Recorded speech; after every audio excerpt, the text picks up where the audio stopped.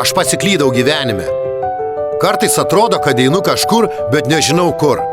Nebesuprantu, ar darau gerai ar blogai. Atrodo, viską darau taip, kaip reikia, bet širdėje jaučiu tuštumą.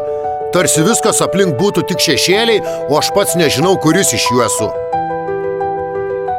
Aš nežinau, ar aš dar gyvenu, ar tik egzistuoju. Kiekviena diena tampa panaši į ankstesnę, tie patys žingsniai, tos pačios mintys, tie patys klausimai be atsakymų. Kartais klausiu savęs, o gal tai tik iliuzija? Gal tai, ką vadinu gyvenimu, yra tik būsena, kurios nevaldau? Baisiausia, kad aplinkiniai nemato.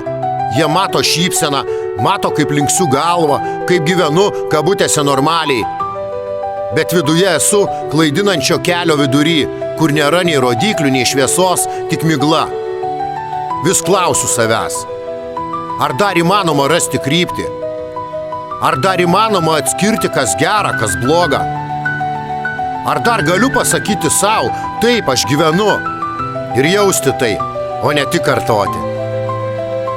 Kartais norisi tik sustoti, tyliai atsisėsti ir suprasti, kur aš, kas aš, kur mano tikras kelias. Nes dabar atrodo tik plaukiu srove, kuri neša nežinia kur. Real Dreams.